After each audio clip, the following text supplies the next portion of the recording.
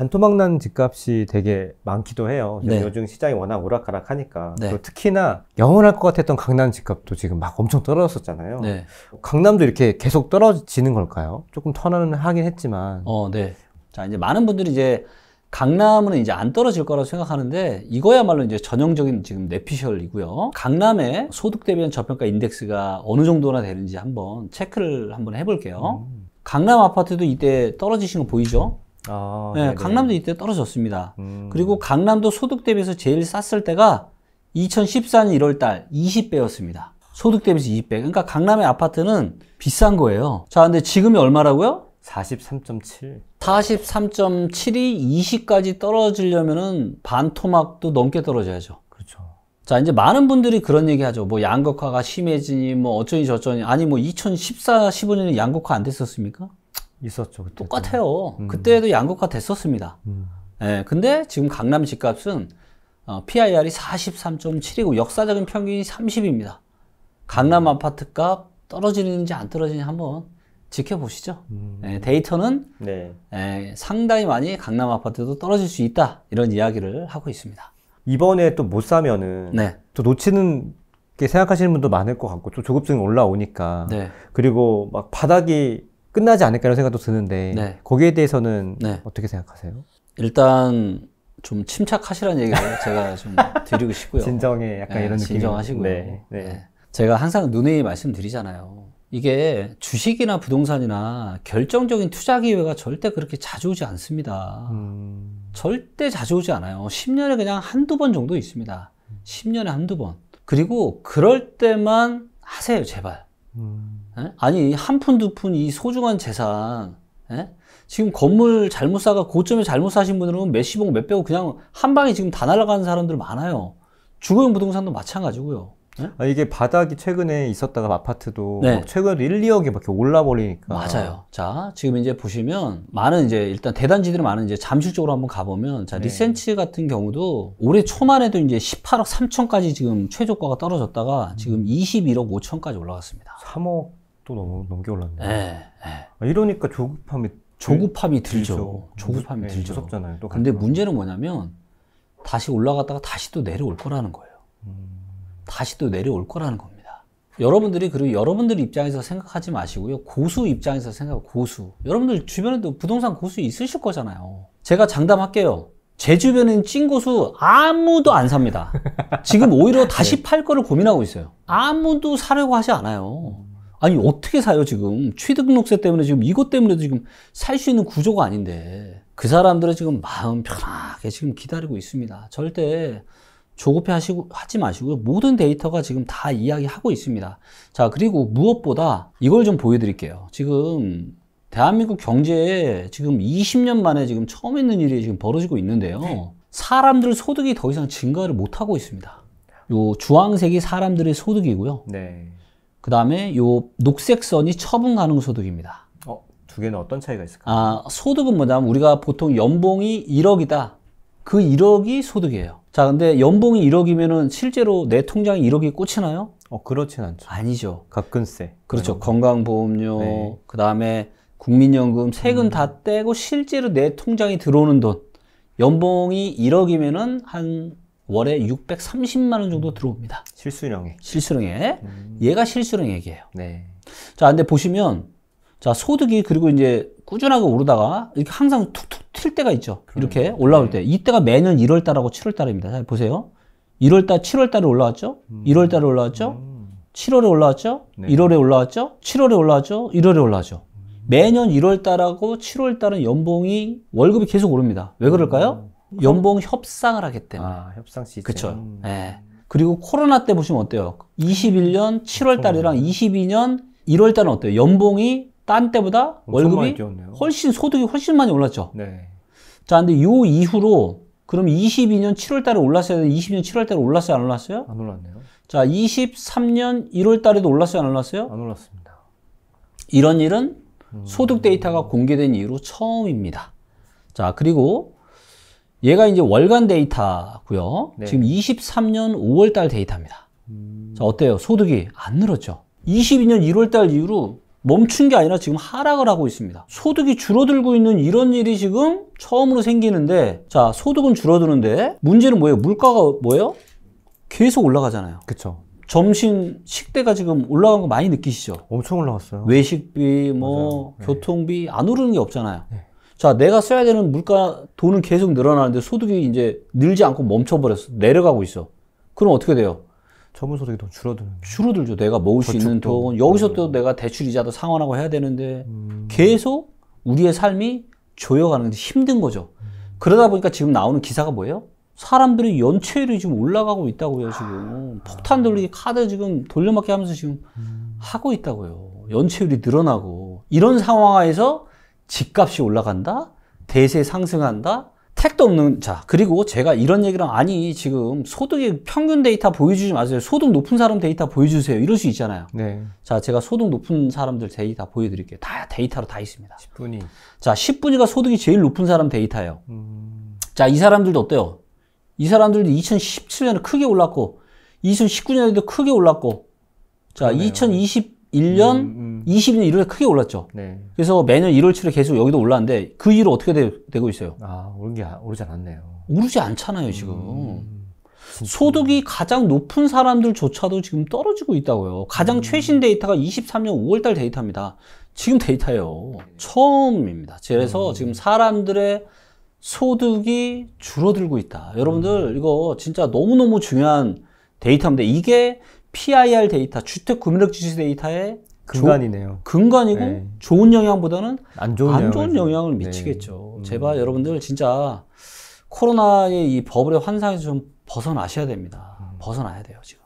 실제 강남에서는 막 몇십억을 손해보고도 막 판다 이런 것도 있었거든요. 네. 분위기가 좀 어떤가요? 자, 지금 뭐가 있냐면은 네. 앞으로 이제 여름서부터 1년 동안 큰 문제가 있어요. 그게 뭐냐면 네. 강남에도 갭 투자하신 분들이 있었잖아요. 있죠. 그렇죠? 저는 할 수 없지만 있죠. 네. 네. 집주인들이 네. 이제 돈을 내줘야 돼요. 자, 이거를 자, 일단 우리가 강남의 대단지 아파트를 한번 가볼게요. 서초 반포 쪽에.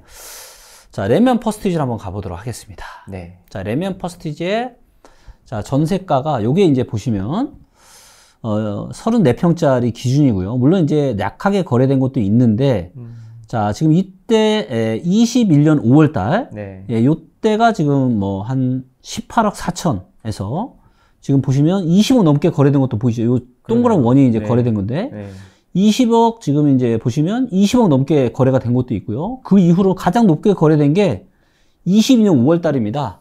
22년 5월 달에는 22억까지도 거래가 됐어요. 전세가 물론 낮게 거래된 것도 있어요. 이건 아웃라이 값 이런 거 빼고 20억에서 20 거의 5억까지 거래가 됐단 말이에요. 그리고 요게 21년 5월 달부터 22년 5월 달까지가 가장 커요.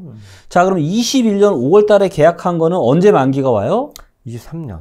지금. 네. 자, 그럼 22년 5월 달은 언제 만기가 와요? 내년 5월이죠. 내년 5월. 네. 자, 그런데 지금 호가를 보면은, 전세 호가를 보면은, 자, 전세 호가가 좀 올라서 지금 13억입니다. 13억에서 16억이고, 평균 15억이라고 보자 이거예요.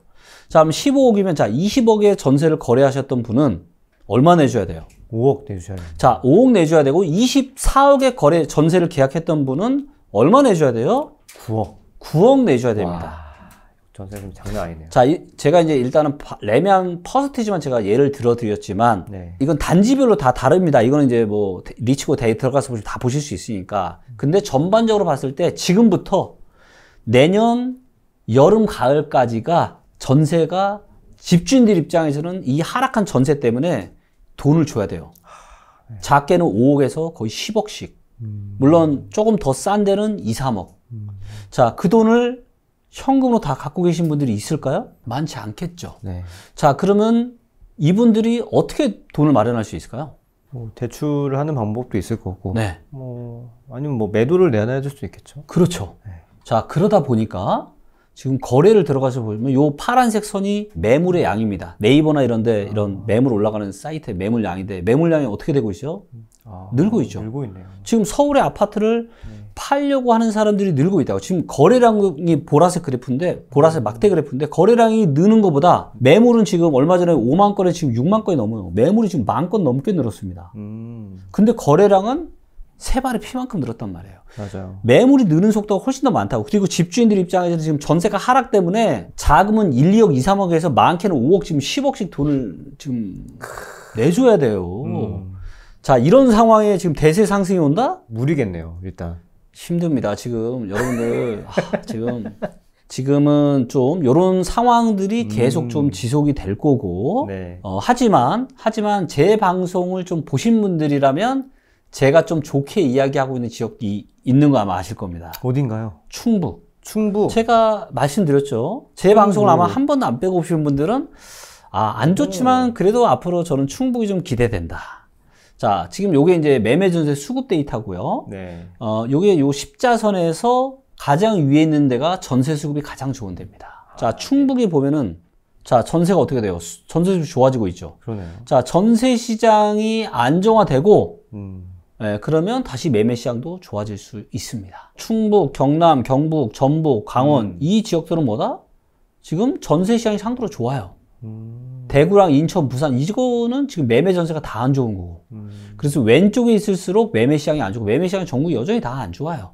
근데 100보다 높은 지역들이 있죠. 충북이나 이런데. 그래서 아마 지금 이제 제가 아까 서울 기준으로 뭐 빨라도 24년 하반기 제가 말씀드렸지만 일부 지방들은요. 내년 초반에도 기회가 올 수 있어요. 자, 그리고 네.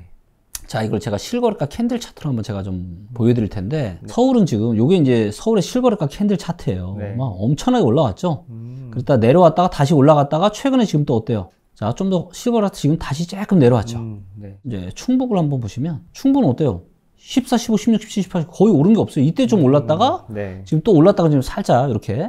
예. 그다음에 충남 같은 경우 충남도 어때요? 지금 보시면 거의 오른 게 없어요. 원래 지역마다 사이클이 다 다릅니다. 2019년 말 2020년 초에는 그때는 대다수의 수도권은 어깨 위였어요. 그리고 지방은 무릎 밑이었습니다. 그래서 지방의 대세 상승제가 오고 서울은 이제 좀 더 상승제가 이어지다가 이제 끝났어야 되는데 그때 하필은 코로나가 터져버린 거예요. 그러면서 매매 전세가 둘 다 폭등을 해버렸어요. 단기간에. 예, 그러면서 거품이 빠졌고 또 많은 이제 분들이 착각을 하시는 게 뭐냐면 이제 서울 뭐 경기, 인천 이런 데만 올라갈 걸로 아시는데 자, 제가 이제 여러 데이터가 있지만 제가 또 일자리 데이터를 또 상당히 좀 중요하게 생각을 하거든요. 자, 지금 일자리가 어디가 많이 늘어나고 있을까요? 그래도 수도권 아닐까요? 자, 이렇게 생각하시죠. 아니다라는 거예요. 완벽하게 함정이 빠져버렸네요. 네. 자, 일단 3년 기준으로 먼저 볼게요. 네. 자, 3년 기준으로 일자리가 제일 많이 늘어난 데가 어디예요? 세종이네요. 세종이에요. 경기도, 인천, 그 다음 충남, 대전, 충북입니다. 서울 어디 갔죠? 서울 여기. 네, 누가 서울이 일자리가 많이 늘어난대요? 그럼 신기하네. 네, 10등인데 지금. 네? 세종입니다. 자, 그 다음에 이거를 1년 기준으로 볼게요. 최근 1년. 자, 경북, 대전, 충남, 충북. 자, 서울이 아니에요. 다 지방입니다. 그러네요. 그리고 대전, 충남, 충북, 세종 요쪽 라인. 요렇게가 이렇게가 다 이렇게. 그 충북 뭐 네, 저기 요쪽 라인 저는 좋게 보고 있고 네. 또 제가 또 좋게 보는 지역을 제가 좀 투자를 향후 하는 데 바라보고 있는 지역들. 네. 여기를 좀 잠깐 말씀을 좀 드리면 일단 지적도로 들어가서 지금 제일 많이 지금 매매가가 오른 데가 용인시 처인구잖아요. 맞아요. 용인시 처인구가 처해 있는 상황이 지금 어떻죠? 처해 있는 상황이요. 지금 네. 반도체 클러스터가 있어가지고 그렇죠. 굉장히 핫한 지금 상황입니다. 맞아요. 그래서 그것 때문에 사실은 지금 플랫폼 시스템. 가격이 많이 지금 올라가고 있는데 용인 반도체 클러스터가 여기에 있어요. 네. 그렇죠? 그래서 용인시 처인구가 이쪽에 있는데 자 이쪽에 보시면 이쪽 오른쪽에는 뭐예요? 대도시가 있어요, 없어요? 없습니다. 자 이쪽에는 이제 이천인데 네. 자 이쪽은 이천인데 왼쪽으로 가면은 동탄이 있습니다. 그렇죠? 네. 동탄 있고 조금만 밑으로 가면은 평택 고덕이 있어요. 안성이 있고. 자 그러면 이쪽에 지금 엄청난 돈을 지금 쏟아부을 거잖아요. 그렇죠. 그리고 반도체 산업은 대한민국의 뭐예요? 가장 핵심 사업입니다. 그렇죠. 국가 경쟁력이 가장 좋은 사업이고요. 자, 여기다가 지금 엄청난 돈을 쏟아부어서 다 지금 개발을 하겠다는 거예요.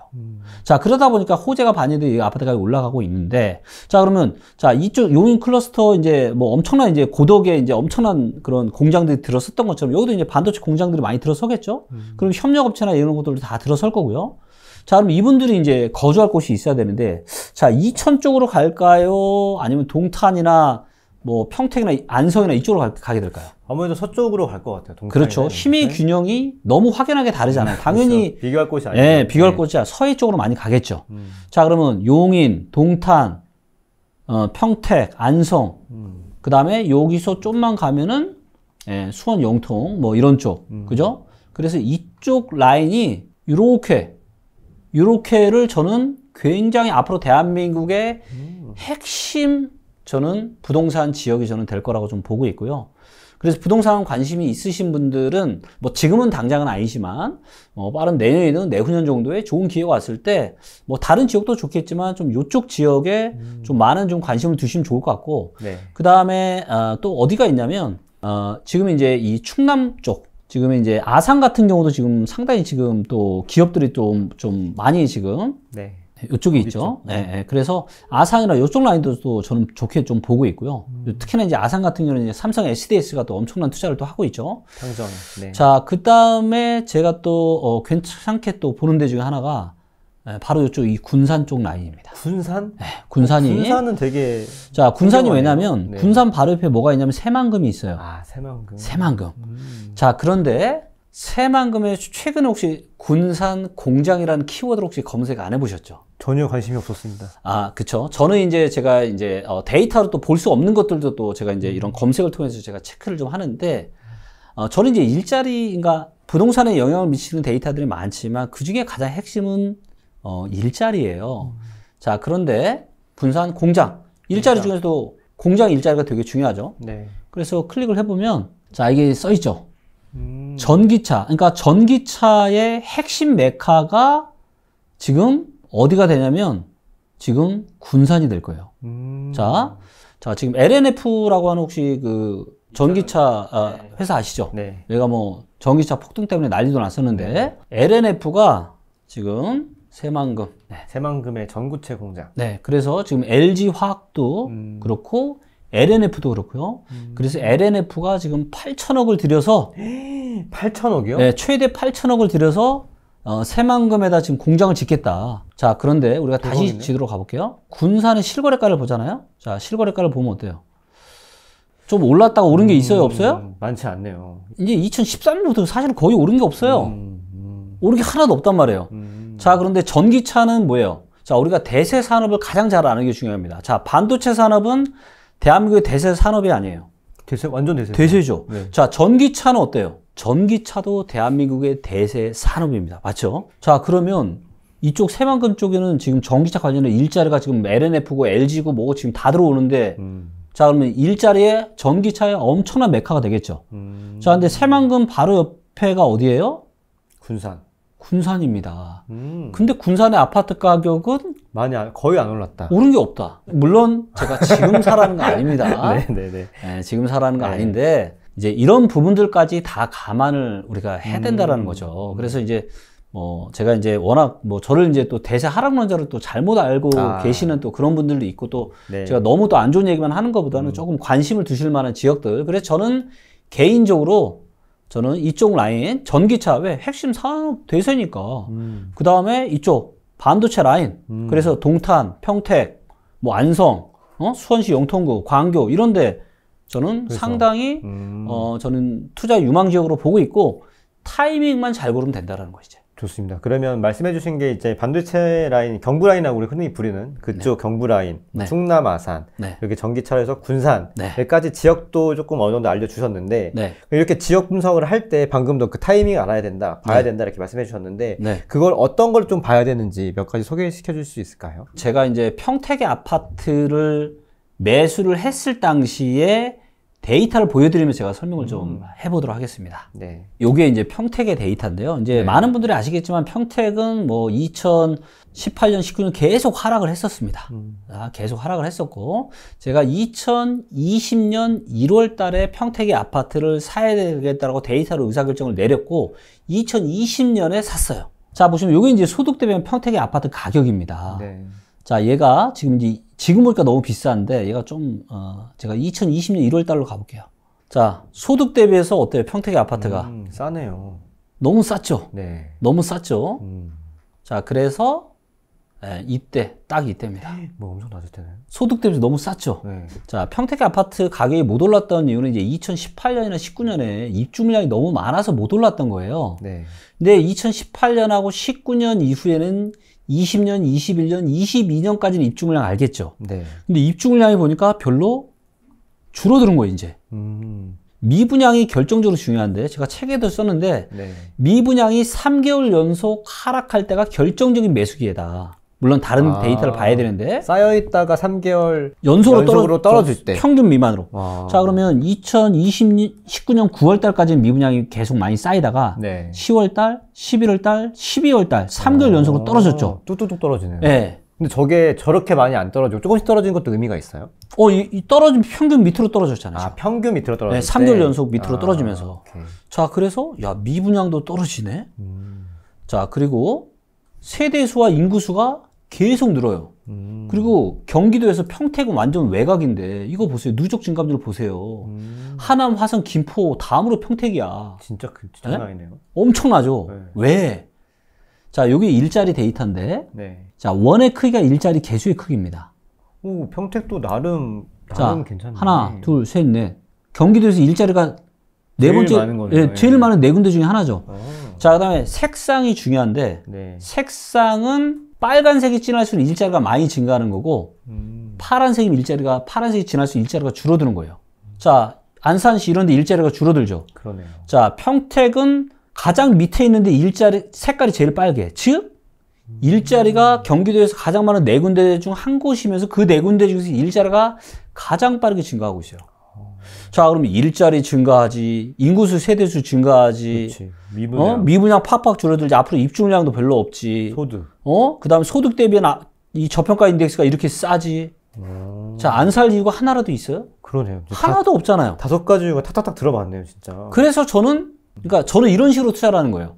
사람으로 따지면 뭐 성격 데이터도 보고, 뭐 인성 데이터도 보고, 전부 다 보고, 모든 게 좋을 때, 딱 그때 사는 겁니다. 결정적인 때만 투자를 하니까 손해를 볼 일이 있어요, 없어요? 없죠. 손해를 볼 일이 1도 없습니다. 1도 없어요.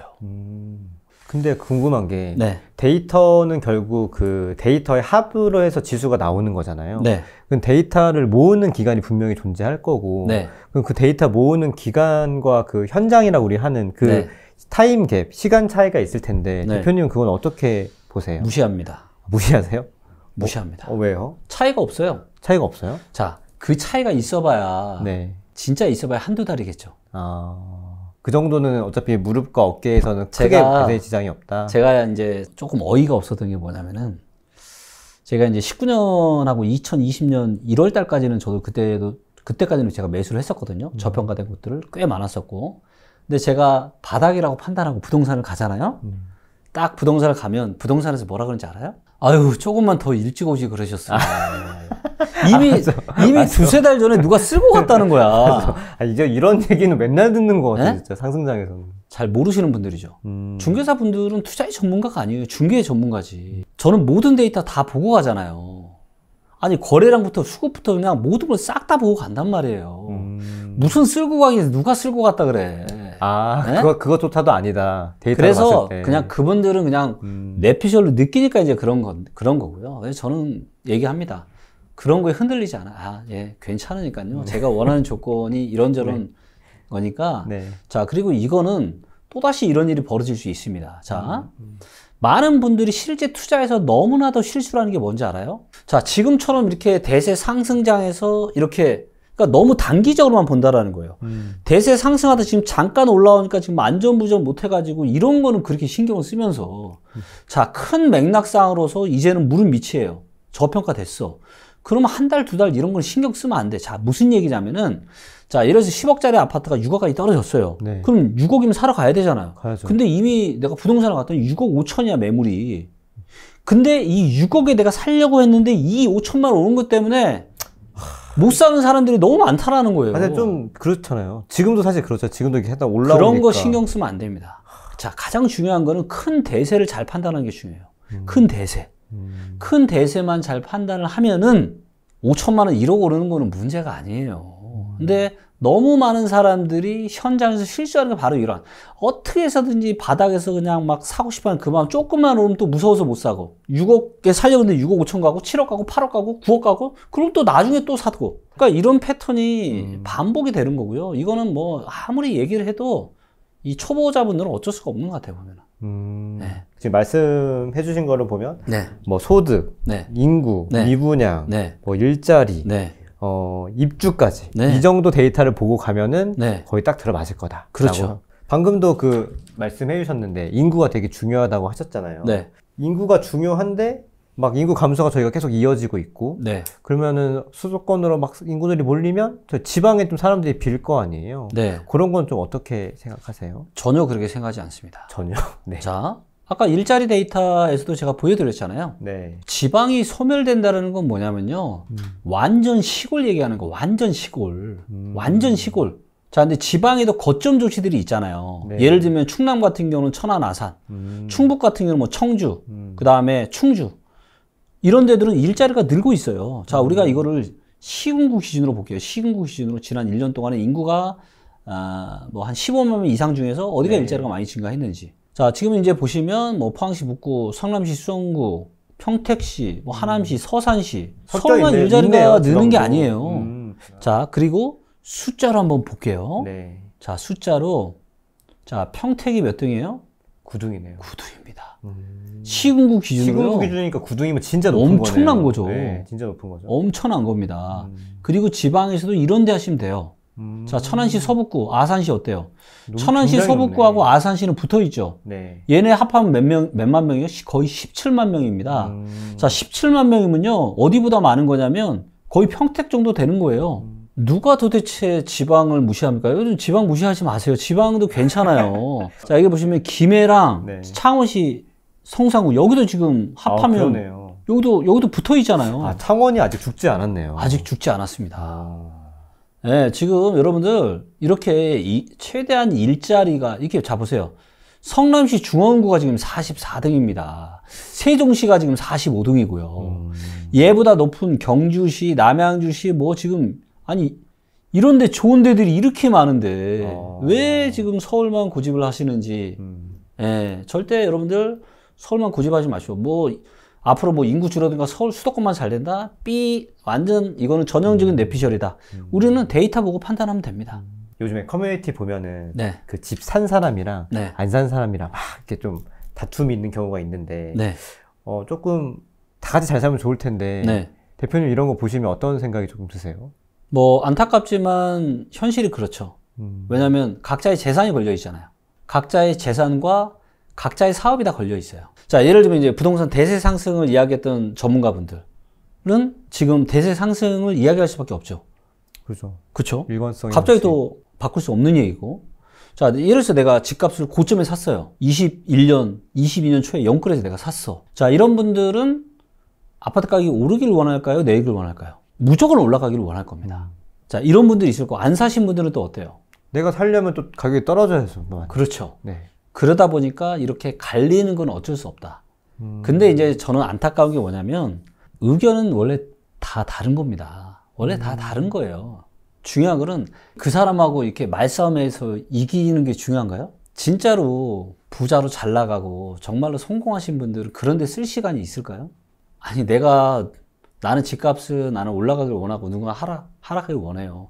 내가 굳이 이거를 해서 그렇게 해서 말로 이기는 게 무슨 의미가 있습니까? 그렇죠. 가장 중요한 건 내가 성장하고 발전하는 거. 내가 부동산에 대한 의사결정 잘못할 수 있지만 내가 잘못했으면 이거를 내가 성장시키고 발전시키면 공부해야 되잖아요. 그래서 내가 두 번째 그런 실수를 하면 안 되잖아요. 저도 이제 제가 데이터에 근거해서 사실은 어떻게 보면 그 어떤 전문가보다 가장 정확하게 맞췄음에도 불구하고 저도 안티글을 다시는 분들이 있어요. 어쩔 수 없습니다. 우리가 음식 먹으면 똥 싸서 버려야 되는 것들이 있죠. 똑같은 겁니다. 네, 그리고 나랑 의견이 다른 사람이 있는 건 당연한 거예요. 네, 이런 거를 가지고 이런 왈가왈부 하는데 여러분들의 소중한 시간을 안 쓰셨으면 좋겠어요. 네? 그리고 진짜로 성공한 사람들은 지금 내 성장과 발전하는 데 시간을 쏟지. 그냥 그런 거는 아무 의미 없고 진짜 완전 제가 굳이 고수 하수를 나누자면 하수니까 이제 그런 거에 지금 시간 쓰고 지금 이렇게 하는 거죠. 네. 그리고 그렇게 하는 한 여러분들의 인생에 성장은 없다. 네. 그리고 그러면 누구나 원하지 않는 굉장히 노후에 비참할 수 있는 그런 삶을 살 수가 있는 거죠. 네. 대표님은 어떻게 노력하셨던 거예요? 처음에는? 부동산 같은 것도 처음부터 잘하신 건 아닐 거예요? 처음부터 잘한 건 아니었고요. 일단 저는 사람마다 개인적인 성향이 있잖아요. 저는 개인적으로 굉장히 긍정적인 성향입니다. 그러다 보니까 팔랑귀예요. 누가 야, 너 이거 너만 알고 있어?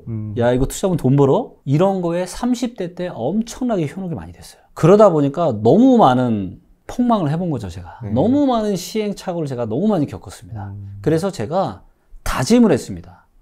내가 2번 다시는 뇌피셜이나 이런 거에 내가 흔들리지 않겠다. 그리고 주식으로 부자 된다? 나이 60, 70, 80대 가지고 주식으로 부자 된 사람이 데리고 와보세요. 네? 없다니까. 네. 없어요. 그냥 잠깐 돈 벌고 대다수는 다 고만고만해집니다. 아주 극소수예요. 주식으로 부동산으로 부자 되는 거는 아주 많아요. 저는 제 주변에 너무 많은 거예요. 부동산으로 부자 되신 분들이. 자, 그래서 제가 처음에 뭐만 했냐. 3년 동안 미친 듯이 공부만 했어요. 제가 팔랑귀라고 그랬잖아요.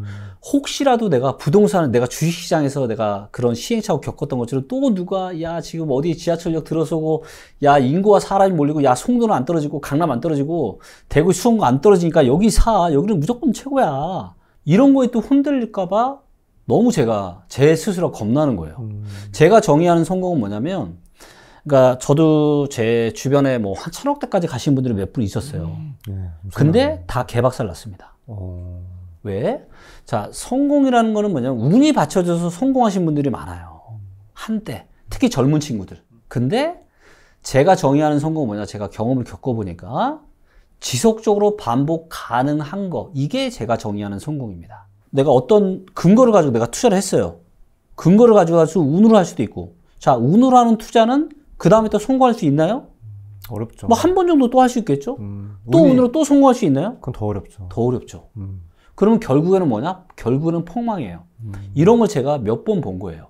저도 큰일 날 뻔, 폭망도 좀 경험해봤고, 시행착오, 큰 시행착오. 그래서 야, 나는 정말 이런 시행착오 너무 겪고 싶지 않다. 근데 부동산 강의를 수없이 많이 들어봤는데 전부 다 이것만 열심히 하시더라고요. 이것만. 그래서 나는 이렇게는 내가 못하겠다. 그럼 어떻게 하면 이거를 극복할 수 있을까? 근데 책을 보니까 빅데이터 인공지능 시대가 오고 있다는 거예요. 거기서 제 머리가 그냥 망치로 때려 맞은 거죠. 이거다. 인간 전문가는 지금 대한민국 부동산 시장에서 어떤 일이 벌어나고 있는지 실시간으로 알 수 있어요? 그렇죠. 지금 미분양이 어디가 줄어드는지, 입주 물량이 어디가 많은지, 지금 일자리가 어디가 많이 늘어나는지, 이런 거 실시간으로 다 알 수 있냐고요. 어렵죠, 좀. 몰라요. 이거를 할 수 있는 건 제가 리치업을 만들었던 것처럼 이거를 플랫폼화 시키고 데이터화 시키면 그러면 할 수가 있어요. 그래서 제가 2016년부터 제가 리치업을 만든 거죠. 그리고 만들어서 투자를 해보니까 너무 좋은 거야. 자, 준비되지 않은 성공, 운으로 맞은 성공은 절대로 지속될 수 없어요. 최소한 3년은 공부하셔야 돼요. 저는 3년을 공부해서 답을 못 찾았어요. 자, 그리고 기왕이면은 부동산 투자 방법이 여러 가지가 있는데 가장 성공 방법이 높은 거 뭐냐? 제가 보니까 경매예요. 저도 많은 전문가들 알 거 아니에요. 입으로만 떠드는 전문가, 뭐 실제로 돈 버는 전문가 이런 보지만 경매를 하시는 분들이 참 보면은 계속 부자가 되더라고요. 또 보면 마음도 편안하고. 왜냐면 일단 기본적으로 사는 것 자체를 아주 싸게 살 수 있으니까. 그래서 가장 그래도 좀 확률적으로 부자가 될 수 있는 가장 좋은 방법은 뭐냐면 이 빅데이터랑 경매를 결합을 하는 거예요. 자, 빅데이터를 보면 앞으로 어디가 올라갈 수 있을지, 어디가 위험한지 다 알죠. 근데 경매로는 싸게 살 수 있죠. 두 개를 결합해봐요. 얼마나 큰 시너지 효과가 나타나겠어요. 실제로 저도 제가 한 2건 정도는 제가 경매를 해봤는데 너무 좋더라고요. 돈이 막 생겨. 네. 부동산도 생기고. 그래서 진짜 여러분들한테 진심으로 제가 드리는 얘기예요. 여러분들 공부하는 데만 제발 3년 돈 버는 거에 신경 쓰지 마시고 일단은 무조건 공부만 하세요. 공부만. 미친 듯이. 빅데이터 공부하시고 경매 공부하시고 3년 정도 하시면 똥인지 된장인지 보이실 겁니다. 제발 이 도파민에 휩싸여가지고 막 어디가 지금 올라가는지 이거에 했다가 투자했다가는 인생 큰일 나요. 천억 부자도 금방 날아갑니다.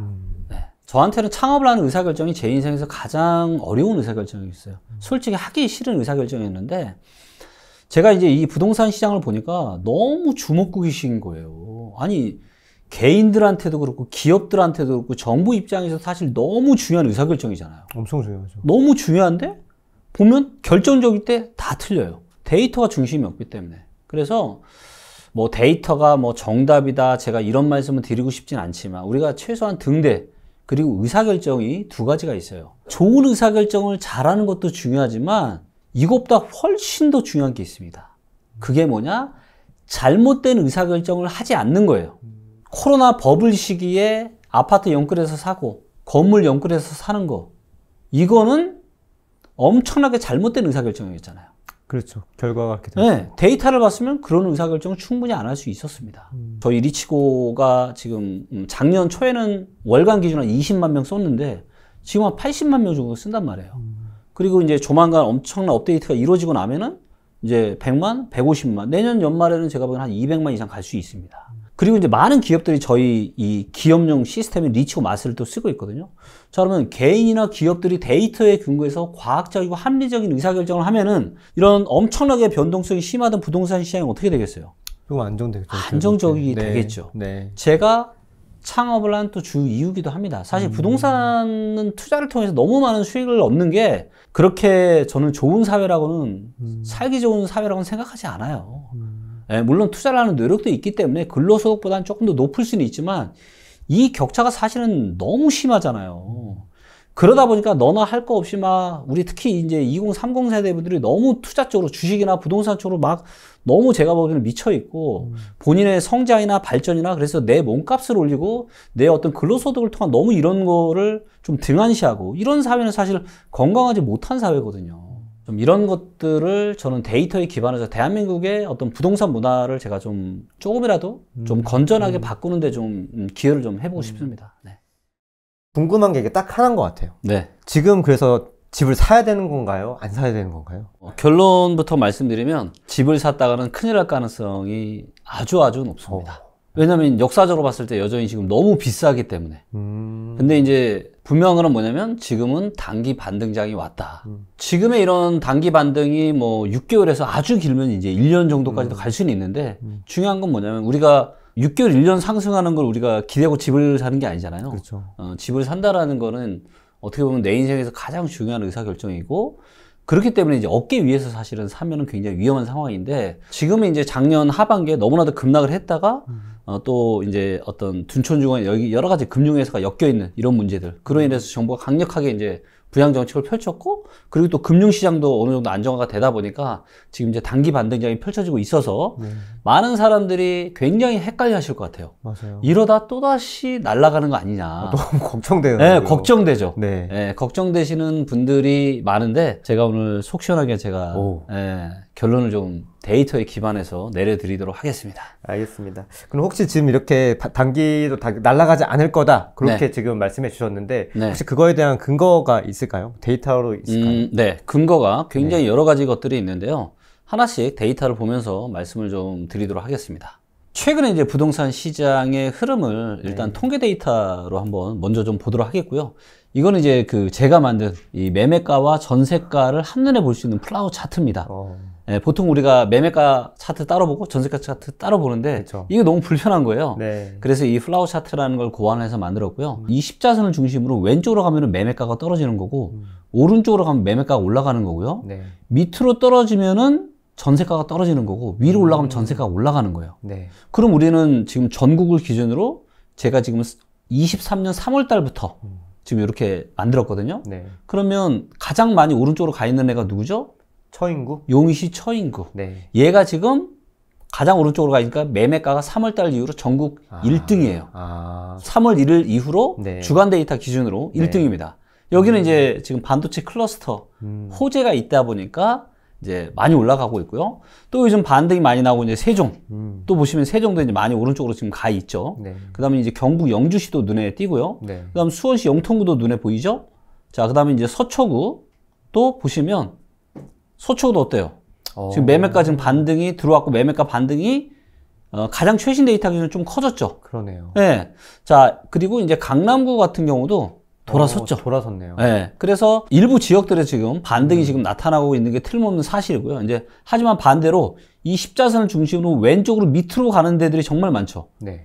훨씬 더 많은 지역들이 하락을 하고 있고 대표적으로 보시면 일산 서구 또 이제 홍성군, 대구 중구 뭐 이런 곳들이 좀 하락폭이 크다. 그래서 일단 많이 하락은 하고 있지만 일부 지역들은 다시 반등으로 지금 돌아서면서 그래서 많은 분들이 이거 뭔가 지금 반등으로 좀 돌아설 수도 있는 거 아닌가 이렇게 생각을 하실 수 있는데 자, 왜 제가 이제 지금은 단기 반등장이냐 그리고 다시 대세 하락이 올 수밖에 없냐에 대해서 제가 말씀을 좀 드리도록 하겠고 네. 다른 건 몰라도 이 분야에 있어서만은 제가 너무나도 많은 연구를 해서 제가 명확하게 데이터로 제가 설명을 좀 드리도록 하겠습니다. 요거는 이제 뭐냐면 대한민국의 M2 통화량과 아파트의 시가총액을 비율을 한 겁니다. 네. 자, 기본적으로 많은 이제 분들이 이런 얘기 하잖아요. 부동산은 오늘이 제일 싸다. 그렇죠. 네. 계속 오를 것 같으니까. 어떻게 생각하세요? 뭐 높낮이가 있겠지만 아주 네. 장기적으로 보면은 뭐 그럴 수도 있지 않을까? 네. 뭐 왜 그럴까요? 계속 인플레이션이 있으니까. 네. 네. 그렇죠. 그거를 데이터로 보여주는 게 뭐냐? 바로 통화량입니다. 자, 돈의 총량은 계속 늘어나죠. 그렇죠? 늘어나죠. 보시는 것처럼 요 파란색 선이 돈의 총량입니다. 대한민국의 M2 통화량이라고 해서 시중에 이제 광의 통화라고 해서 얘가 계속 늘어나요. 보시는 것처럼. 그 M2라는 게 그러면 어떤 걸 의미하는 건가요? M2 통화량은 우리가 이제 M1 통화가 있고 M2 통화가 있고 뭐 또 이 다음에 뭐 이제 더 큰 광의 그런 통화들이 있는데 M2는 우리가 보통 이제 이 예금이나 네. 채권 중에서도 2년 미만의 이런 돈들 그래서 단기적으로 금방 유동화할 수 있는 이런 자금들을 우리가 M2 통화량이라고 하거든요. 현금에 가까운 그런. 그렇죠. 현금에 굉장히 가까운. 그래서 시중에 보통 우리가 통화량이 막 이만큼 늘었는데 그거 비교하면 지금 부동산 가격이 더 올랐다 뭐 이런 이야기들을 많이 하시잖아요. 맞아요. 거기에서 보여주는 이제 대표적인 통화량이 M2 통화량입니다. 그리고 이제 보시면 이 M2 통화량과 아파트 시가총액이 어때요? 오르락 내려가면서 거의 비슷하게 움직이죠. 같이 움직이네요. 네. 그래서 이제 기본적으로 많은 분들이 얘기하시는 것처럼 부동산은 오늘이 제일 싸다라고 말씀하시는 가장 강력한 근거가 뭐냐면 이 통화량이에요. 자, 보세요. 돈의 총량 계속 늘어나죠. 네. 자, 부동산의 총량은 아파트의 총량은 늘어나요, 안 늘어나요? 아파트라는 부동산은 토지와 건축물로 이루어져 있죠. 네. 자, 아파트의 토지는 늘어요, 안 늘어요? 토지는 정해져 있죠. 토지는 정해져 있죠. 네. 자, 건축물은 늘죠. 근데 누구나 오래된 아파트에서 살고 싶지 않잖아요. 그렇죠. 새 아파트에서 살고 싶지 않아요. 네. 자, 그렇기 때문에 부동산의 총량, 아파트의 총량은 어느 정도 정해져 있는 겁니다. 물론 이게 통화량이 증가하는 속도만큼 아파트의 총량이 늘어나는 게 맞아요. 그러다 보니까 엎치락 뒤치락 하는 건데, 자, 통화량에는 거품과 공포가 없지만 부동산 투자, 아파트에는 사람들의 탐욕과 공포의 심리가 들어가요, 안 들어가요? 들어갈 수밖에 없죠. 들어갈 수밖에 없죠. 네. 그래서 사람들이 때로는 이제 부동산에 미쳐서 가격이 말도 못하게 통화량보다 훨씬 더 올라갈 때도 있고 때로는 통화량보다 밑에 있을 때도 있고 자, 그래서 요 두 개를 비교한 게 요 뒤에 막대 그래프입니다. 그래서 이 막대 그래프가 이렇게 빨간색에 들어오면 통화량보다 고평가된 거고요. 통화량보다 밑에 있으면 이게 요 보시면 2014년 11월 96%밖에 안 됐죠. 네. 이럴 때는 통화량보다 더 저평가되어 있는 거예요. 자, 그런데 지금 이제 보시면 직전 고점이 언제였냐면 2007년 2월달 121%였습니다. 전국 기준인가요? 전국 기준으로. 네. 그리고 이제 시가총액이 제일 큰 데가 서울이기 때문에 네. 서울하고 수도권 부동산을 체크하는 데 아주 유용한 데이터고요. 시가총액은 대한민국에 있는 모든 아파트를 네. 평형대별 그 매매 가격이 있죠? 네. 다 계산해서 만든 겁니다. 자, 근데 요 2007년에 고점을 언제 찍었냐면 2020년 3월 달에 찍었습니다. 물론 더 올라갈 수도 있었죠. 자, 그런데 하필이면 이때 코로나가 터졌죠. 코로나가 터지다 보니까 금리를 대한민국 역사상 가장 낮은 0.5%까지 낮췄고 시중 유동성을 또 풀고 그렇죠. 그러다 보니까 주식, 코인, 부동산 난리가 났었죠. 그리고 2020년 7월 말에 임대차 3법이 통과가 되면서 전세가가 급등하고 또다시 이게 매매가를 또 밀어올리고 이러면서 보시는 것처럼 통화량이 느는 이때 통화량도 많이 늘었거든요. 통화량이 느는 각도가 어때요? 이 각도보다 이 각도가 훨씬 더 세죠. 훨씬 코로나 때. 높네요. 예. 자, 그런데 아파트의 시가총액 상승하는 속도는 어때요? 완전히 그냥 비교가 안 되죠. 너무 높은데. 네, 그래서 요 뒤에 막대 그래프가 이건데 최대 얼마까지 갔냐면 2021년 10월 달에 147%까지 갔습니다. 엄청나게 근데 올랐네요, 시가총액이 진짜. 그렇죠. 말도 안 되게 올랐는데요. 자, 그래서 이제 제가 21년 10월 달에 제가 뭐라 그랬죠? 10년에 한 번 올까 말까 한 조로의 매도기니까 빨리 팔아라라고 제가 얘기도 했었죠. 그리고 이제 지금 보시는 것처럼 쭉 빠졌죠. 빠졌는데 지금 몇 %예요? 128%입니다. 빠졌음에도 불구하고. 근데 최근에 다시 반등이 왔죠. 네. 그래서 아마 최근 데이터는 다시 또 130% 정도 됐을 거예요, 지금.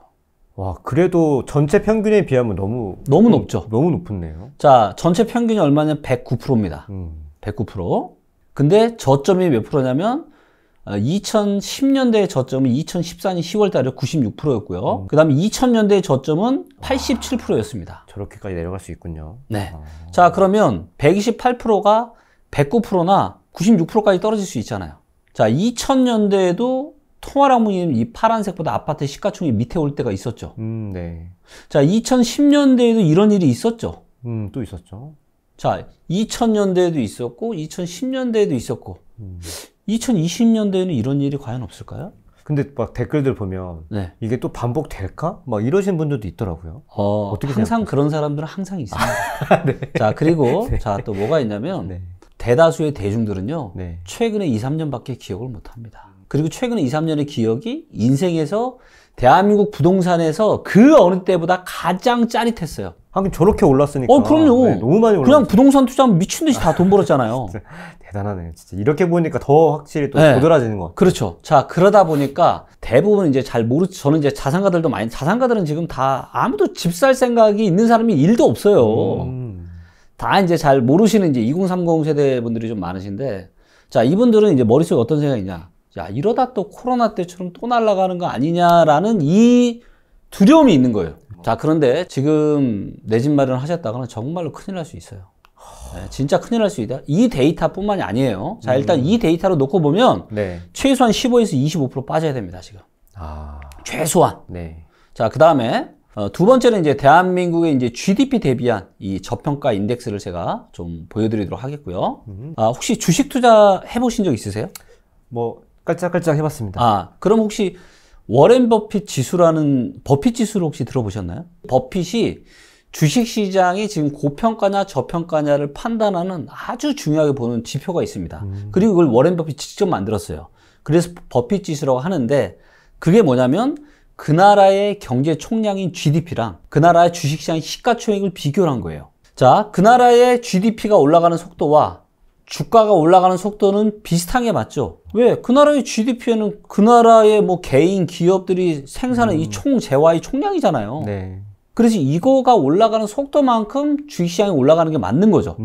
그래서 이거를 가지고 버핏 지수라는 걸 만들어서 전 세계 최고의 부자 중에 한 명이 됐는데 이거를 제가 보고 이런 생각이 드는 거예요.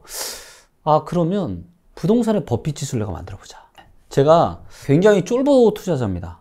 그러세요? 지금 네. 되게 자신감이 좀 자신감이 있죠. 왜냐면 이제 저도 리츠코로 상당히 많은 투자를 해봤고 저도 바닥에 사서 거의 고점에서도 많이 팔아봤고 했기 때문에 하지만 저는 함부로 투자하지 않아요. 결정적일 때 10년에 한 번 올까 말까 한 기회만 하죠. 자, 그러기 위해서 저도 이제 나이가 좀 젊을 때는 네.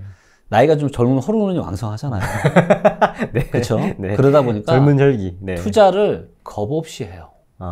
그래서 많은 시행착오를 겪습니다. 네. 자, 그래서 그런 시행착오를 겪어서 시행착오 속에서 배우고 그런 소수의 사람들만 40대, 50대 부자가 되는 거고요.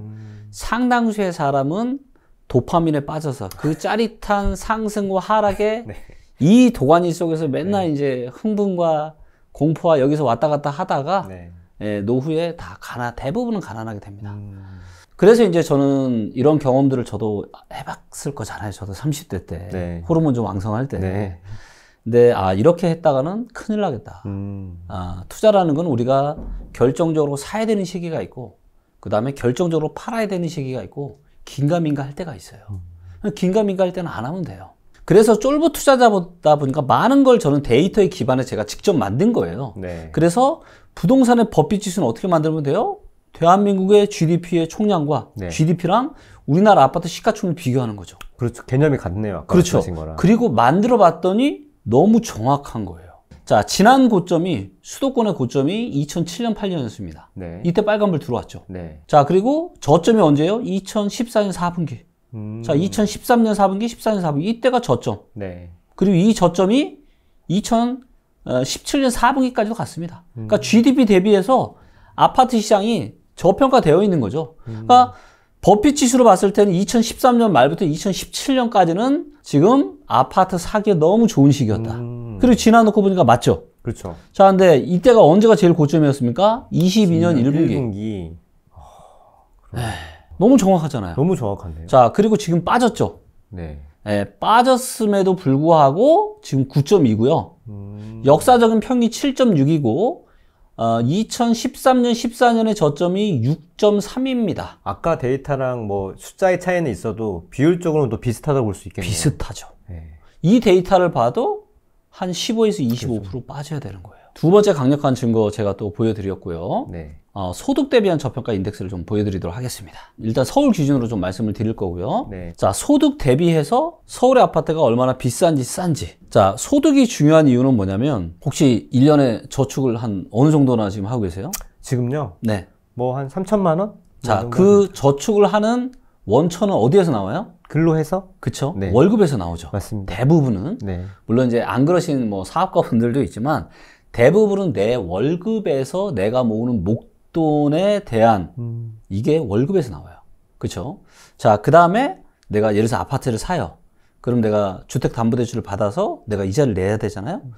자, 그러면 이거를 다 계산하잖아요. 내가 한 달에 월급을 500을 받는데 500 받는 거에서 주택 원리금 상환으로 얼마 정도 쓰실 수 있으세요? 뭐 제가 사용하는 생활비를 제외하고 네. 그 비용에서 또 어느 정도 범퍼를 두고 결정할 것 같습니다. 그렇죠.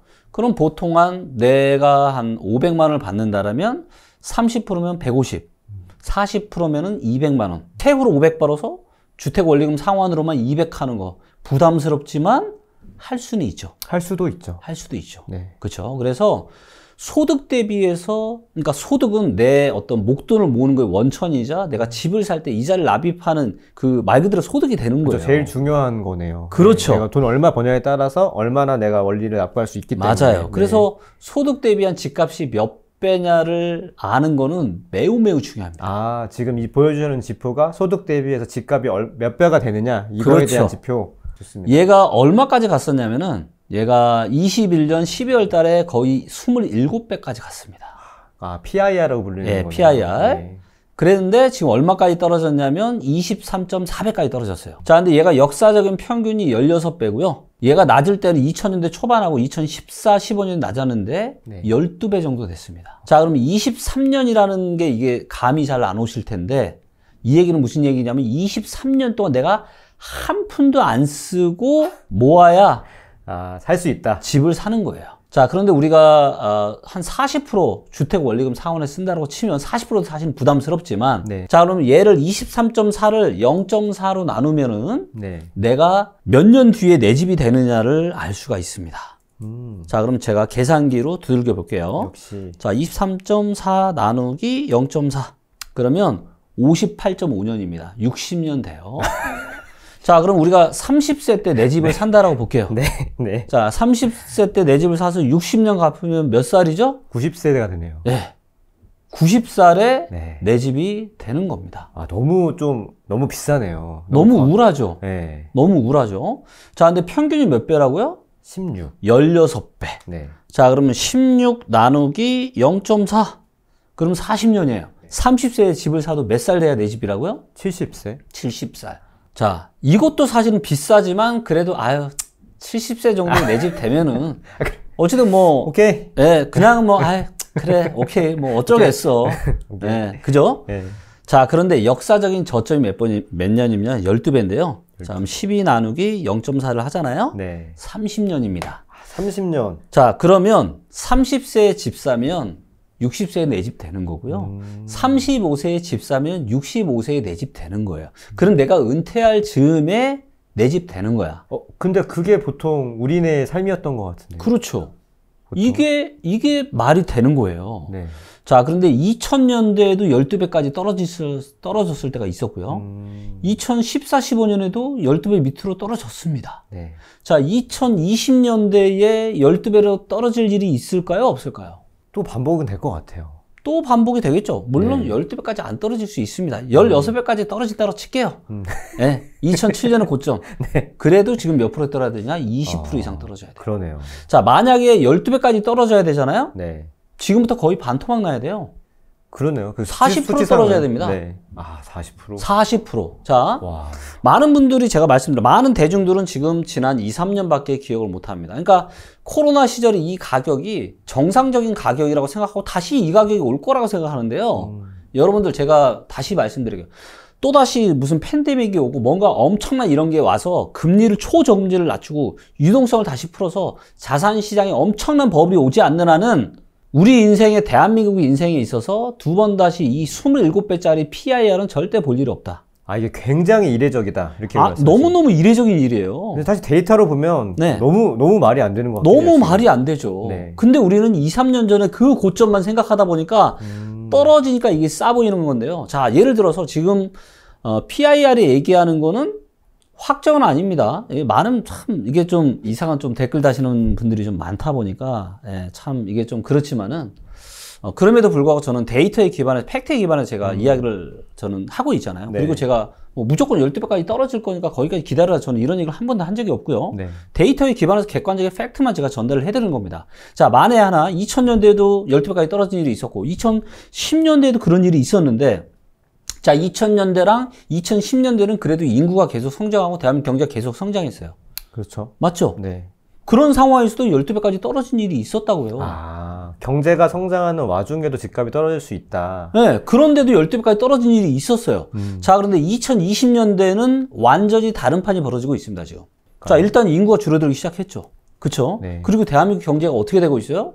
지금 미국하고 중국하고 싸우니까 네. 안 싸울 때는 양쪽에서 다 수출로 밥 먹고 잘 사던 지금 대한민국이 미국하고 중국하고 싸우니까 한쪽으로 붙을 수밖에 없죠. 그렇죠. 미국으로 붙을 수밖에 없잖아요. 네. 그러다 보니까 중국 쪽 수출이 지금 계속 안 좋아지고 있잖아요. 그래서 수출에 대한 안 좋은 얘기가 많이 나오고 있죠. 대한민국 경제의 큰 틀이 그동안 출렁출렁 상승했다는 앞으로 출렁출렁하면서 우하향할 가능성이 이미 시작이 됐어요. 자, 이런 상황에서 과연 12배까지 안 떨어진다? 자, 이거를 장담하실 수 있는 분이 계세요?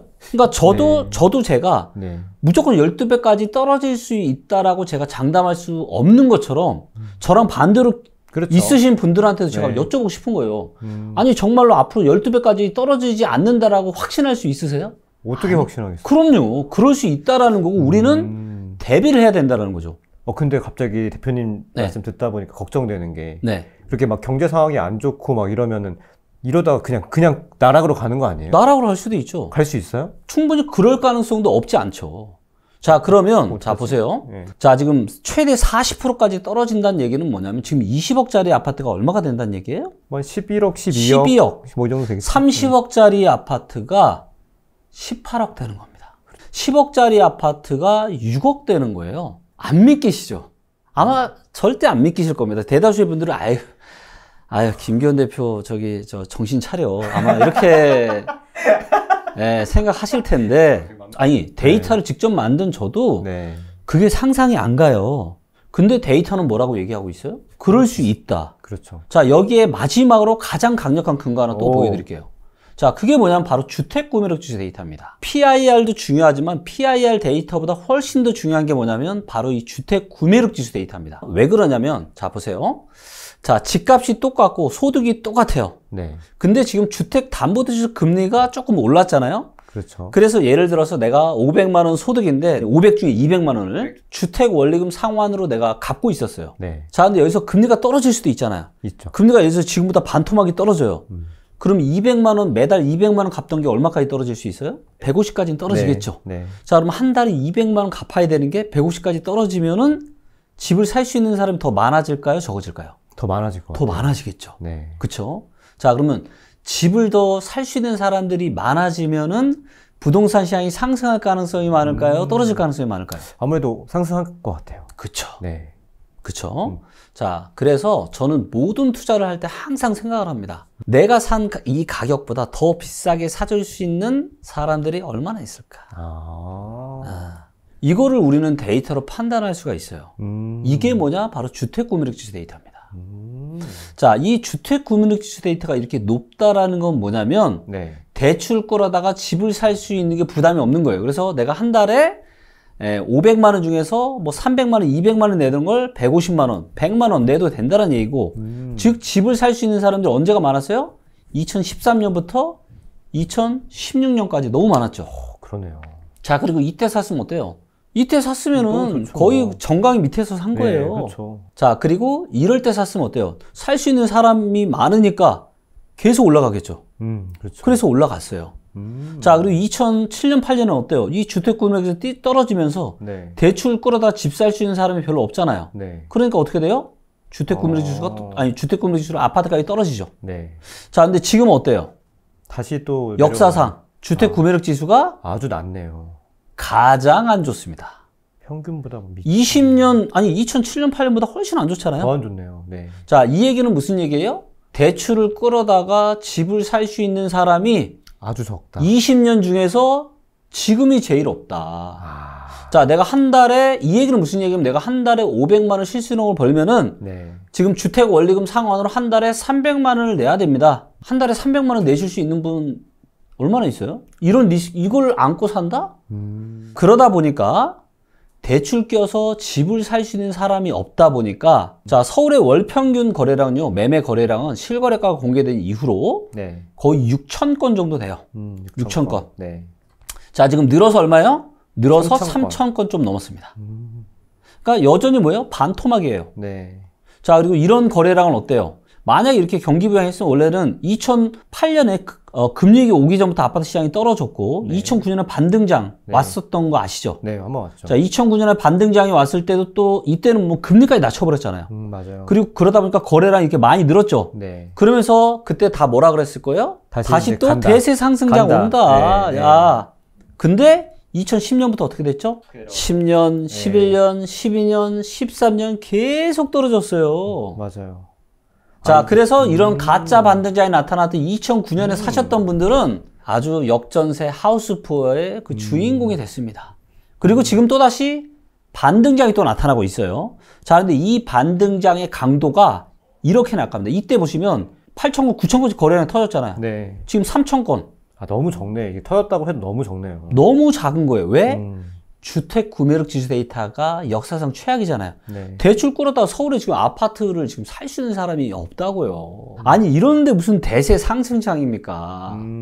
제가 여러분들 정리해 드릴게요. 대세 상승장 절대 올 수 없어요. 절대 올 수 없고요. 또다시 지금 뭐 빠르면 6개월 안에, 길어도 1년 안에 또다시 엄청난 하락장이 또다시 옵니다.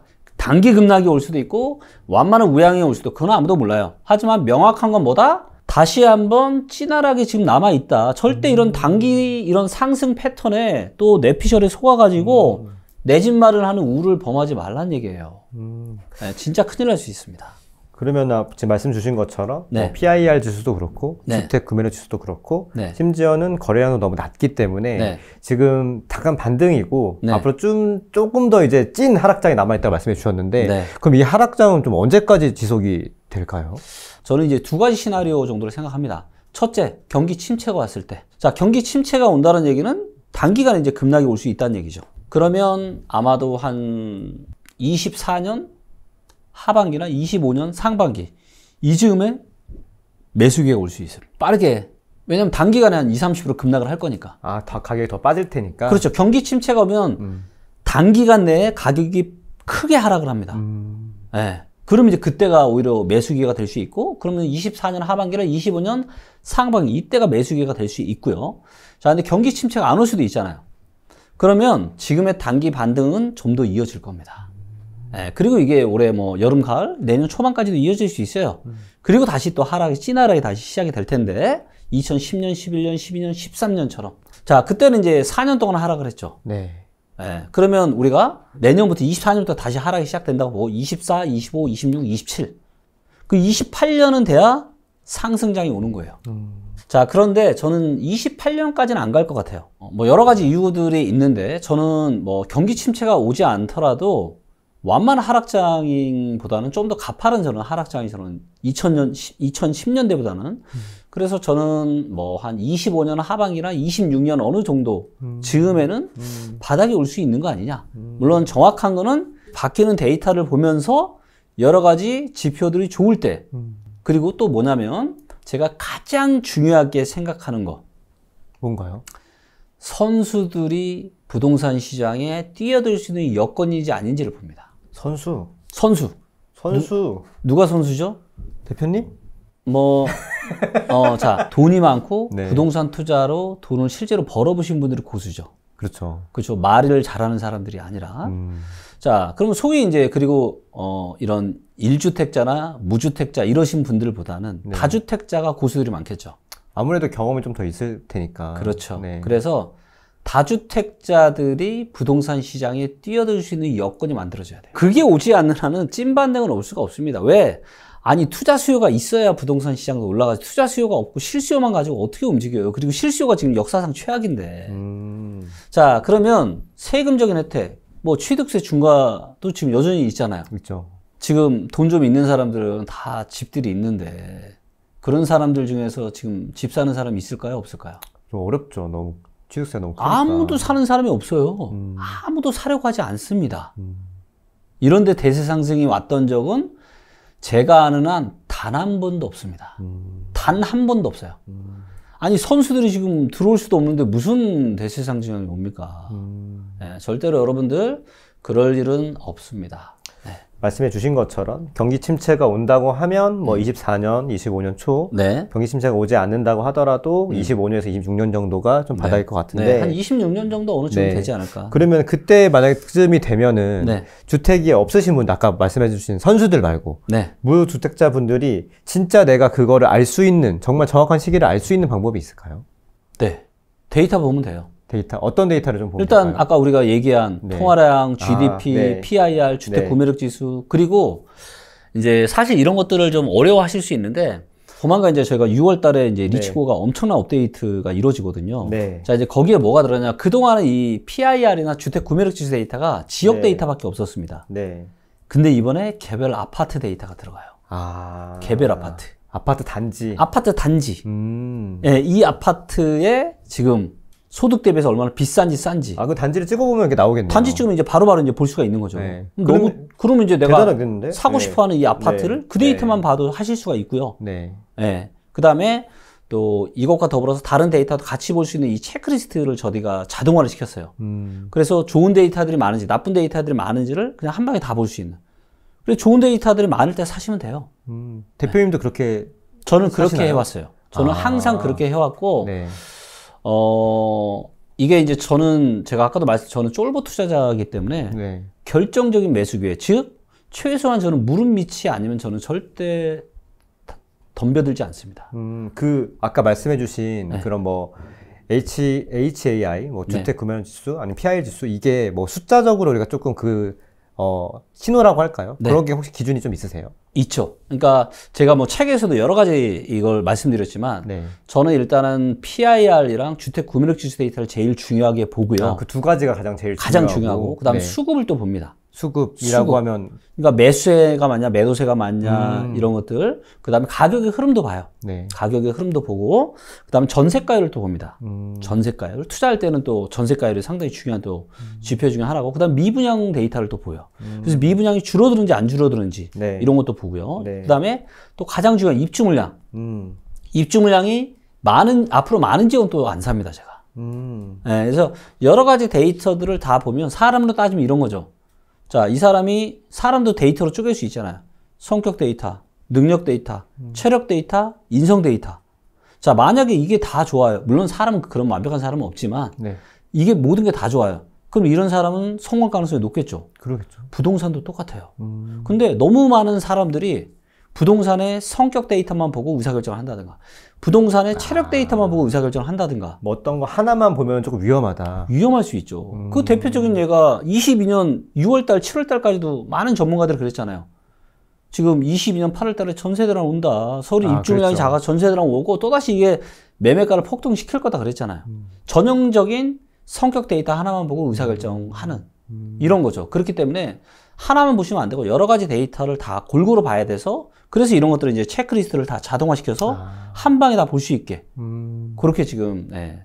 대표님께서 말씀하신 가장 중요한 두 가지 지표가 아까 PIR과 그 주택 구매력 지수인데 그 지수의 가장 그 저점이라고 할까요? 기준점? 그게 그 숫자적으로 좀 알 수 있을까요? 그렇죠. 그래서 이거를 1분위부터 10분까지 만들어 놨습니다. 그래서 역사적으로 봤을 때 가장 저평가인 10%에 들어가는지 가장 고평가인 10%에 들어가는지 그리고 최소한 가장 저평가인 10에서 20% 그 안에 들 때 주택 구매력 지수든 PIR이든 그때 왜? 자, 지금 이제 1년에 한 3천만 원 정도 지금 모으신다고 하셨는데 그럼 10년 모으면 얼마죠? 3억. 4억 정도 되죠. 4억. 월에 이제 12월. 그렇죠. 한 거의 4억 정도 됩니다. 이자까지 하면은. 자, 그러면 사실 10년에 4억 정도 모으는 거면은 굉장히 많이 모으는 거예요.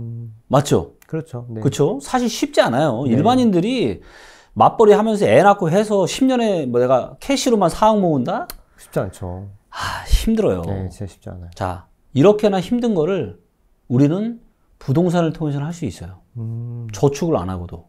자, 아니 10년에 그렇게 3, 4억 모은 거는 그렇게 힘들어 하면서 아니 부동산 내 집 마련 이거를 내가 무릎 밑에서 사면은 3, 4억 그냥 벌거든요? 벌죠. 벌 수 있었죠. 그냥 벌어요. 아니 진짜 그냥 봅니다. 맞습니다. 자, 아니 10년 동안 그렇게 그 힘든 거를 모으면서 왜 부동산 투자는 못 해가지고 안달을 하는 거예요? 기다려야죠. 10년에 한 번 있을까 말까 한 절호의 기회가 올 때까지 기다리고 기다려야죠. 그 기회는 아까 말씀하신 대로 24년에서 26년 사이가 될 거다. 그렇죠. 그러니까 우리가 현명한 우리가 나무꾼은 이 초보 나무꾼들은 뭐냐? 맨날 이 나무를 가지고 어떻게든 나무를 못 넘어뜨려서 안달이야. 진짜 고수는요. 이 도끼날을 가는데 80%의 시간을 씁니다. 지금은요. 나무를 지금 벨 때가 아니에요. 도끼날을 갈 때입니다. 자, 제 말이 아니죠. 자, 데이터를 믿고 안 믿고는 여러분들 선택이에요. 저는 데이터를 믿고 또 저의 또 의견을 믿고 21년에 내 집을 파신 분들은 굉장히 지금 편안한 마음으로 기다리고 계신 분들도 너무 많고 지금은 이런 얘기를 하지만 언젠가는 제가 또다시 지금은 이제 무릎 밑에다. 지금은 이제 사셔도 된다 라고 할 때가 또 올 거예요. 근데 이런 의사결정 하나만 잘해도 3, 4억은 그냥 버니까 지금은 제발 좀 자제하시고 좀 참으셨으면 좋겠다. 데이터를 보면서 부동산의 여러 가지 성격들, 성격들을 보면서 대표님과 함께 기다려보는 걸로 하겠습니다. 금리의 상승세는 거의 이제 끝나가고 있지 않나. 지금 뭐 미국 같은 경우도 뭐 한 번 정도 지금 뭐 더 올리고 이제 더 이상은 금리를 안 올린다 이런 얘기 하고 있죠. 그 다음에 이제 한국 같은 경우는 이제 금리를 계속 동결하고 있고요. 미국이 금리를 올렸음에도 불구하고. 근데 이제, 이것도 굉장히 너무 많은 분들이 실수를 하는 건데, 자, 금리 인상이 멈추면 괜찮을 것 같죠? 아닙니다. 자, 이거는 이제 많은 이제 진짜 이제 전문가분들의 책을 또 읽어보시면 아시겠지만, 우리 박종훈 기자님이 쓰신 자이언트 임팩트라고 하는 책도 있는데, 그 책에서 이야기합니다. 진짜 위험할 때는 금리 인상을 멈췄을 때가 위험하다. 자, 미국이 금리 인상을 계속했죠. 자, 원래대로라 한국도 금리 인상을 해야 됩니다. 미국 따라서. 따라가야죠. 그래도. 근데 미국이 금리를 올렸는데 한국은 금리를 안 올린 걸까요? 못 올린 걸까요? 못 올렸어요. 못 올린 거죠. 왜 못 올렸죠? 우리 경기가 별로 안 좋아서? 그렇죠. 경제가 안 좋기 때문에. 자, 그 얘기는 무슨 얘기냐면 자, 금리 인상을 감내할 수 없을 만큼 한국의 경제 펀더멘탈이 안 좋기 때문에 금리 인상을 멈춘 거예요. 자, 미국도 마찬가지입니다. 자, 미국도 금리 인상을 멈춘다라는 얘기는 뭐예요? 지금 경기 침체 우려에도 불구하고 지금 금리 인상을 했던 이유가 물가 상승, 물가를 잡으려고 한던 건데 더 이상 더 올렸다가는 지금 미국도 상업용 부동산이 지금 문제가 많잖아요. 금리 인상 때문에. 어려워진 거네요, 이제. 그렇죠. 그래서 진짜 위험한 때는 뭐냐면 여러분 많은 분들이 이제 착각을 하시는 거예요. 금리 인상만 멈추면 주가도 날아가고 부동산도 날아갈 거야. 삐. 자, 제가 데이터로 보여드릴게요. 자, 이게 이제 보시면은 이제 미국의 이제 금리입니다. 이제 보시면 자, 미국이 이제 금리 인상을 멈췄을 때가 2006년이에요. 그리고 이때부터 미국의 부동산 가격이 하락을 했죠. 금리 인상을 멈췄는데 이때부터 하락을 시작했고 금리 인상을 낮춘 게 2007년 9월 달부터입니다. 금리를 낮춘 게. 자, 그리고 금리를 낮추고 어떻게 됐죠? 2007년 가을부터 주가가 고점 치고 서브프라임 사태가 나타나죠. 자, 금리를 인하를 하는 게 위험한 거예요. 지금은 이렇게 금리가 이제 계속 올라가고 있죠. 그리고 이제 금리를 이제 좀 멈춘다 이런 얘기도 있고, 여기도 이제 정확하게 이제 기준금리로 한번 가볼게요. 요게 이제 기준금리거든요. 자, 보시면 미국의 기준금리가 이제 7월 달부터 멈췄잖아요. 그리고 이때 우리는 뭐다? 주가도 폭락하고 부동산도 폭락하고. 맞아요. 자, 많은 분들이 금리 인상이 멈추고 그리고 금리 인하가 되면은 호재로 생각하죠. 반대입니다. 자, 금리 인하를 한다는 얘기는 뭐냐면 금리 인하를 저는 진짜 위험한 거는 금리 인상을 멈출 때보다 금리 인하를 시작할 때가 저는 진짜 위험할 때라고 봐요. 왜냐하면 금리 인하를 할 수밖에 없을 만큼 경제 상황이 너무 심각하기 때문에 금리 인하를 하는 거거든요. 자, 그럼 언제가 바닥이냐? 이때가 바닥이에요. 그러니까 금리 인하를 시작할 때가 아니라 금리 인하를 한참에서 이렇게 바닥권이 왔을 때 이럴 때부터가 우리가 뭔가 바닥을 논해볼 수 있는 그런 시기다라는 거죠. 자, 근데 금리가 인하된다는 얘기는 사실 부동산 시장에는 호재예요. 아, 호재예요? 호재죠. 왜요? 왜냐하면 주택담보대출 금리가 떨어지니까 그럼 주택금액지수가 좋아질 거 아니에요. 아까 말씀하신 대로 살 수 있는 사람이 다시 많아지니까. 그렇죠. 그래서 사실은 호재인데 근데 문제는 뭐냐면 금리 인하를 시작한다는 얘기는 경기 침체가 올 수밖에 없을 만큼 지금 긴박한 상황이라고요. 그렇기 때문에 금리 인하가 오면 경기 침체가 올 가능성이 아주 많기 때문에 경기 침체가 되면서 부동산 가격이 하락하면서 주택구매력지수 근데 주택담보대출 금리는 떨어지면서 부동산을 다시 살 수 있는 아주 매력적인 기회가 오는 거예요. 그래서 금리가 바닥 구간에 왔을 때 주택구매력지수나 PIR 데이터를 보고 매력적인 구간에 오면 그때는 강력하게 매수 신호가 오는 거죠. 그러면 금리가 내려가는 것 그 자체는 집값에는 호재지만 이 경기가 침체되는 게 강해서 떨어지는 거니까 그렇죠. 일단 자산 가격도 떨어질 거고 이게 충분히 다 떨어져서 금리도 바닥권이고 그렇죠. 주택 구매력 지수도 낮아져서 살 수 있는 사람이 많을 때 그때 사면 된다. 맞습니다. 그러니까 금리 인하 시작하는 시점이 아니라 금리 인하가 끝난 딱 그 시점이 저점일 가능성이 상당히 높다라는 거죠. 방금 얘기를 듣다 보니까 미국도 지금 말씀하신 대로 사업용 부동산이 막 위험하다고 했는데 그 미국의 그런 경기는 저희랑은 어떤 관계가 있을까요? 일단 뭐 전 세계 경제 지금 대장이 미국이잖아요. 그렇기 때문에 당연히 미국의 침체가 오면은 당연히 그게 이제 한국에도 당연히 안 좋은 영향을 또 미친다라고 좀 보고 있고 그 다음에 지금 뭐 미국에도 공식적으로 지금 경기 침체가 올 거다 하반기에 올 거다라고 지금 얘기했잖아요. 지금 뭐 단기적으로는 뭐 지금 뭐 부채 협상 가지고 뭐 설왕설래가 많은데 이거는 어떻게든 잘 끝날 거예요. 아, 그래요? 아니, 그럼요. 이거는 뭐 당연히 이제 또 부채 한도 높이면서 이상이 없을 거고. 근데 하지만 경기 침체가 지금 올 거라고 이제 공식적으로 이야기를 했잖아요.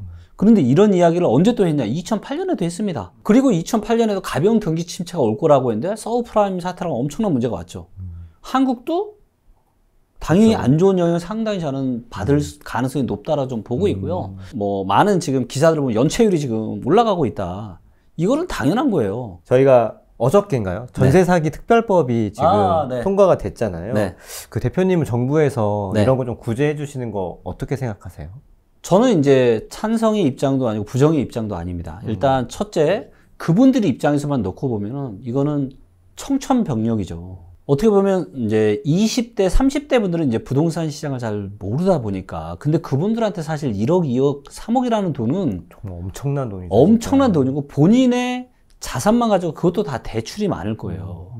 너무 이제 힘든 이런 부분들이 있기 때문에 당연히 저는 정부에서 어느 정도의 저는 지원이 또 필요하다라고 봅니다. 또 하지만 이런 것들을 또 너무 또 그런 뭔가 이런 거 없이 너무 또 지원을 해주게 되면 이 돈은 사실은 그냥 어디서 그냥 돈이 하늘에 뚝 떨어지는 게 아니잖아요. 결국 이제 또 국민들의 세금으로 해줄 수밖에 없는 부분이고 그래서 저는 지원을 좀 해주되 좀 이런 부분들을 잘 좀 선별을 해서 어느 정도 좀 그렇게 적절하게 좀 했으면 좋겠고요. 그리고 무엇보다 이런 일이 왜 생기냐면은 자, 뭐 이게 뭐 전세제도가 끝났다 뭐 이런 얘기를 하시는데 저는 그러니까 원인은 지금 딴 데 있는데 지금 희생양을 저는 이제 전세로 잡은 것 같은데 전세는요 절대 없어질 수 없어요. 자, 요게 이제 전국의 전세 거래량입니다. 뭐야? 자, 전세 어때요? 엄청 되네. 역사상 최고 거래량이 2020년 초에 터졌습니다. 2023년 초에. 자, 이 얘기는 무슨 얘기예요? 대한민국 역사상 가장 많은 전세 거래가 터졌는데 어떻게 전세가 없어져요? 대한민국 지금 역사상 그 어느 때보다 가장 많이 활용을 했는데 그러니까 전세제도 자체가 지금 문제가 아니라 정보의 불투명성, 빌라나 다세대나 오피스텔 같은 경우는 이거 매매가가 얼마인지, 전세가가 얼마인지, 그리고 실제 호가가 얼마인지를 정확하게 데이터로 볼 수 있는 데가 지금 없다 보니까 또 공인중개사분들이 맨날 이거를 어디 실버레카 시스템 들어가서 보기는 너무 불편한 구조거든요. 이걸 언제 가서 다 봐요. 그렇기 때문에 가장 중요한 거는 전세제도 자체가 문제가 있는 건 절대로 아닙니다. 없앨 수도 없어요. 이렇게 지금 많은 사람들이 전세를 찾고 있는데 어떻게 전세제도를 없애요? 자칫 또 이상한 거 만들었다가 아주 또 배가 또 산으로 갈 수가 있습니다. 그렇죠. 가장 먼저 해야 되는 건 정부에 대한 불투명성, 그리고 정부에 대한 불투명성을 없애고 이 전세 사기에 같이 일조를 하는 이 중개사분들에 대한 이 처벌을 강화하는 거, 이게 필요한 거지. 전세제도 자체는 전혀 이상이 저는 없다고 봅니다. 어쨌든 전세는 계속 있다고 말씀을 해주셨으니까. 네. 근데 아파트에서도 역전세가 되게 심각하다 이런 분들도 계세요. 맞아요. 거기에 대해서는 좀 어떻게 생각하세요? 네, 아파트가 역전세가 이제 얼마나 좀 심하냐면은 이것도 우리가 데이터로 다 볼 수가 있거든요. 네. 일단 전국 기준으로 봤을 때 지금 전세가율이 100%인 아파트도 있죠. 네. 있네요. 네, 지금도 돈 하나 안 들이고 내 집 살 수 있는 데가 있고요. 보시면 이렇게 많은 지금 1000세대 이상짜리만 지금 보여드린 건데도 이렇게 많아요. 네. 이런 것들이 있는데 그나마 이거는 이제 얼마 안 되는 거고, 진짜 심각한 거는 네. 이제 오피스텔이나 이제 빌라 다세대가 사실은 굉장히 심각하죠. 네. 저 이전 정부에서는 규제를 엄청 막 많이 했었고 네. 지금 현재 정부에서는 좀 규제를 좀 풀어주고 있잖아요. 네. 정책이 확 오락가락하고 있고 온탕과 냉탕 오가고 있는데 정부는 집값이 어떻게 되길 원하는 걸까요? 대표님 어떻게 생각하세요? 정부가 원하는 거는 집값의 급격한 상승이나 급격한 하락을 원하지 않아요. 정부는 그냥 완만한 이제 우상향이나 완만한 우하향을 원하겠죠. 근데 지금은 이제 정부에서도 일단 집값이 굉장히 높은 거에 대한 그런 공감들이 좀 있는 것 같고요. 그래서 이제 보합 정도 아마 지금 원하고 있지 않을까 그렇게 생각을 좀 하고 있고, 근데 이제 여러분들이 조금 히스토리를 좀 이해를 하셔야 되는 게 뭐냐면, 지금의 이제 부동산 시장의 단기 이런 상승을 가져온 결정적인 계기는 1월 3일 대책이었습니다. 그렇죠? 그리고 1월 3일 대책은 저는 너무나도 잘한 정책이다. 그리고 1월 3일 대책이 없었으면요 진짜 큰일 날 수 있었습니다. 일산 대책이 좀 간략하게 어떤 거 있었는지 소개시킬 수 있나요? 네. 일단 1월 3일 대책을 꺼내게 된 가장 결정적인 게 둔촌주공 때문이었는데요. 둔촌주공이 3개월짜리 단기 대출을 받아서 거의 8천억이라는 엄청난 돈을 금리가 10% 넘는 금리로 단기 대출을 받아 사업을 진행을 했어요. PF 대출이죠. 네. 네. 그리고 이거의 만기가 1월 19일이었습니다. 만약에 이제 둔촌주공이 계약이 안 돼서 이거를 만약에 갚지를 못했다. 그럼 어떻게 됐을까요? 일파만파 난리가 났을 겁니다. 우리가 22년 하반기에도 강원도에 그 레고랜드 때문에도 그 맞아요. 난리가 났었는데 시운경색 문제가 생기고, 근데 대한민국에서 가장 큰 사업장이 둔촌주공이 문제가 생겼다라면 진짜 큰일 났을 겁니다. 그러다 보니까 근데 12월 달에 둔촌주공 이수위 청약까지 받았는데도 6대1이 안 됐잖아요. 청약 경쟁률이. 많이 참패했죠. 그렇죠. 그리고 이제 30평형 때는 대출도 안 됐고. 그때 묶여 있었으니까. 그렇죠. 네. 그러다 보니까 1월 3일 날 바로 이제 정부에서 이제 둔촌주공 살리기를 하면서 중도금 대출도 풀어주고 할 수 있게 해주고 여러 가지 이런 정책들을 해서 이제 다시 온기를 띄우고 있는 거고, 저는 이런 부분들은 너무 잘했다고 봅니다. 네. 어쨌든 정부가 원하는 거는 완만한 상승, 완만한 하락. 그렇죠. 이렇게 해서 또 지금 만약에 이렇게 상승이 거세지잖아요. 네. 그러면 정부는 또 다시 이제 또 살짝 또 규제 스탠스로 또 들어갈 수 있어요. 네. 솔직히 이제 저는 제가 리치고를 공개하기가 싫었어요. 왜요? 아니, 진짜 좋은 건데 왜 남한테 공개를 해요? 그래요? 그럼 왜 하신 거예요? 이제 몇 가지 이유들이 있죠. 빅데이터랑 인공지능이 되시잖아요. 그렇죠. 저와 비슷한 일을 누군가는 아마 그게 몇 년 후라도 저는 했을 것 같아요. 근데 아니, 내가 이 분야를 내가 너무 좋아하고 저는 이 일이 너무 좋거든요. 가슴이 뛰어요. 지금도. 지금도요? 네. 몇 년 하셨죠? 2016년부터 리치고 만들었으니까 7년? 만 7년이에요? 네. 8년. 네. 너무 좋아하는 일이고 네. 그리고 대한민국에서 내가 이거는 대한민국에서 내가 제일 잘할 수 있을 것 같아요. 탑이죠 지금. 그래서 그것들. 그 다음에 이제 창업을 하면은 이제 망할 수도 있잖아요. 그리고 제가 제 연봉 4억 5억씩 받던 연봉을 다 포기해야 되잖아요. 원래 뭐 하셨는데 그렇게 돈을 많이? 원래 이제 이제 금융권에서 본부장 하면서 원래 그쪽에 한 4억에서 5억씩 벌었어요 연봉을. 네. 회사 생활 하면서 이걸 만든 거예요. 리치고 엑스포트를. 제가 투자를 잘하고 싶어가지고. 이게 이제 저희가 그런 생각이 드는 거죠. 저도 부동산 투자로 돈도 벌어봤지만, 내가 근로소득을 해서 버는 거가 이만큼이면 부동산으로 버는 게 너무 차이가 큰 거예요. 말도 안 돼, 사실. 근데 사실 이런 사회는 저는 그렇게 건강한 사회가 아닌 것 같아요.